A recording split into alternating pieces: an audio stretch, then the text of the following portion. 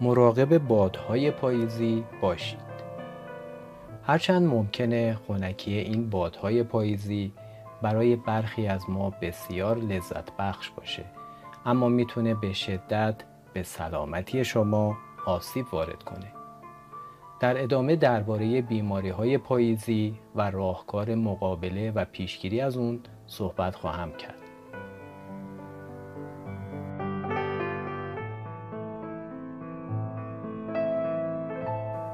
پاییز فصلیه که دوشای وات‌ها در طبیعت افزایش پیدا میکنه. دوشای وات‌ها طبیعتی سرد و خشک و خشن داره و موجب افزایش سردی و خشکی هوا در طبیعت میشه و باعث میشه تا در این فصل گلها و برگ و شاخه های درختها خشک بشن.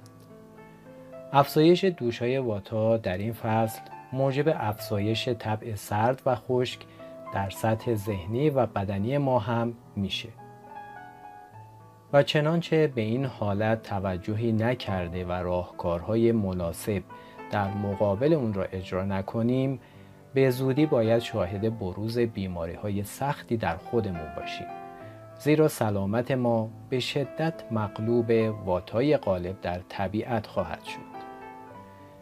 بسیاری از بیماری‌ها در این فصل به این دلیله که برخی افراد به این تغییرات در طبیعت توجهی نمی‌کنند. به ویژه که فصل سرد پاییز بعد از فصل گرم تابستون میاد و به خصوص احساس خنکی هوا در اوایل شروع پاییز باعث میشه که برخی افراد بیشتر بدن خودشون را در مقابل این خنکی هوا قرار بدن و از اون لذت ببرند، غافل از اینکه این خنکی هوا به همراه خودش باعث نفوذ سردی و خشکی در بدن فرد میشه و نتیجه اون بروز اختلال‌ها و بیماری‌هایی در فرده که میتونه حتی تا پایان زمستان هم ادامه داشته باشه. بیماری‌هایی مانند مشکلات گوارشی، اختلال‌های تنفسی، بروز برخی مشکلات خونی و قلبی، تپش قلب، خشکی و درد مفاصل و عضلات، خشکی پوست و ریزش مو، اگزما، فشار خون بالا، لرزش دستها، شدت یافتن آسم و آرتروز، یبوست، سینوزیت، آنفولانزا و سرماخوردگی‌های مکرر، آلرژی، افسردگی، شدت یافتن اضطراب و نگرانی، تشتت فکر، کابوس‌های شبانه، بدخوابی یا بیخوابی‌های شبانه، حمله‌های عصبی، بدمزه شدن طعم دهان و ترس‌های بی‌دلیل. اما چگونه میتونیم در مقابل اختلال‌ها و بیماری‌های ناشی از افزایش دوشای واتا در فصل پاییز خودمون رو محافظت کنیم؟ در دانش آیورودا راهکارهایی ارائه شده که توجه و رعایت اونها به خوبی به ما کمک میکنه تا بتونیم سلامتی ذهنی و بدنی خودمون رو در این فصل حفظ کنیم. یکی از راهکارهای مهم اینه که بدن خودمون رو در طول شبانه روز در مقابل تغییرات دمایی محافظت کنیم. در فصل پاییز و به ویژه در اوایل اون دمای هوا بین گرما و سرما در تغییره. به خصوص در هنگام ظهر که دمای هوا گرمه و هرچه به شب نزدیک میشیم دمای هوا خنک‌تر میشه. همچنین در طول شب تا صبح هم دمای هوا حتی در برخی مناطق جغرافیایی سرد میشه. پس لازمه هنگامی که هوا گرمه با پوشیدن لباس کمتر مانع از گرمای زیاد بدن خودمون بشیم و در هنگامی که هوا رو به شب و سرد شدن میره با پوشیدن لباسهای گرمتر از سرد شدن بدنمون محافظت کنیم. این راهکار شامل گرم نگه داشتن ناحیه سر هم میشه و لازمه سر را هم در طول تغییرات دمایی محافظت کنیم و البته در برابر باد وسایل خنک کننده مثل کولر و پنکه هم قرار نگیرید و حتی الامکان در مواقعی که هوا رو به خنک شدنه از این وسایل استفاده نکنید. راهکار بعدی پرهیز از نوشیدنی‌های سرد و خنکه، به خصوص آب سرد که نوشیدن اون در این فصل به شدت موجب ضعیف شدن سیستم ایمنی بدن و بروز بیماری‌های مختلف از جمله اختلال‌های کبدی و گوارشی میشه.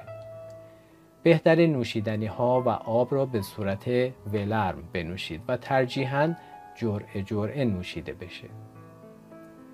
از خواب نیمروز بپرهیزید چون موجب نفوذ بیشتر دوشای واتا و غلبه اون در بدن شما میشه که برای حفظ سلامتی مناسب نیست. اما سعی کنید شبها زودتر بخوابید و صبحها هم زودتر بیدار بشید.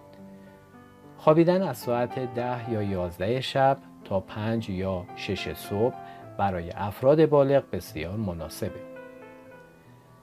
در طول روز و هنگام شب از پرخوری یا در همخوری غذایی بپرهیزید. به خصوص وعده شام را زود میل کنید. مثلا ساعت 6 یا 7 شب زمان بسیار مناسبی برای صرف وعده شامه. شبها نیز هنگام خواب حتما دمای محل خواب را طوری تنظیم کنید که در طول شب بدن شما سرد نشه. به طور کلی در طول شب دمای محیط کاهش پیدا میکنه و البته دمای بدن هم در طول خواب شبانه کاهش پیدا میکنه و در صورت سرد شدن محل خواب موجب میشه تا سردی بیشتری در بدن شما نفوذ کرده و ایمنی و مقاومت بدنتون را کاهش بده. غذاهایی که طبع سردی دارند را بسیار کم مصرف کنید. مانند گوشت قرمز، کنسروها، انواع فست فودها، ترشیها، بادمجان و عدس، ماست و دوغ، انواع سسها، تنقلاتی مثل چیپس و پفک، نسکافه، کاکائو و مثل اینها. زیرا مصرف زیاد این گونه مواد غذایی موجب رسوخ و افزایش بیشتر دوشای واتا در بدن شده و خشکی مزاج را در شما بیشتر میکنه. همچنین بهتره در این فصل میوه های تابستانی خنک کننده مثل هندوانه را کمتر مصرف کنید. به جای اون سعی کنید بیشتر خوراک هایی که طبیعی گرم دارند را مصرف کنید. مانند مویز، هویج، خرما، عسل و شیرینی‌های طبیعی، خشکبار به ویژه بادام درختی، سیب درختی، آش‌های ساده و البته مصرف میوه‌های پاییزی که برای تقویت قوای ایمنی بدن در این فصل بسیار مفیدند. اگر مایل هستید از رایحه‌ها و عطرها استفاده کنید، ترجیحاً از رایحه‌هایی که گرم هستند استفاده کنید. مانند رایحه گل مریم و گل یاس. با توجه به اینکه در فصل پاییز به دلیل افزایش دوشای واتا در بدن، خشکی پوست، عضلات و مفاصل بیشتر به وجود میاد، یکی از بهترین راهکارهای مقابله با اون ماساژ بدن با روغن‌های گرم مانند روغن کنجد هست که برای تمامی افراد با هر تیپ دوشایی مناسبه. مخصوصاً سعی بشه که شبها قبل از خواب ناحیه پیشانی و شقیقه ها، صورت، کف پاها، کمر و لگن و زانوها چند دقیقه‌ای با روغن ماساژ داده بشه. استفاده از بخور اوکالیپتوس هم یکی از راهکارهای مناسب برای کنترل خشکی سینوس ها و مقابله با افزایش دوشای واتا در بدن در فصل پاییزه. البته استفاده از روش نتی برای این مورد هم توصیه میشه.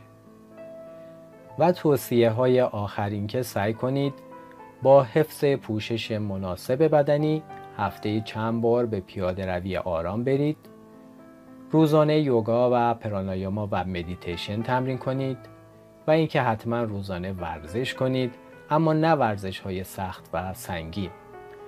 آب بیشتری بنوشید، البته با دمای ولرم.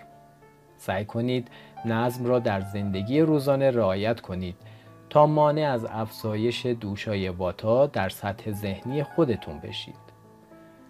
از فعالیت‌های زیاد و خسته کننده بپرهیزید و حتما در بین فعالیت‌های خودتون زمانی را برای استراحت قرار بدید.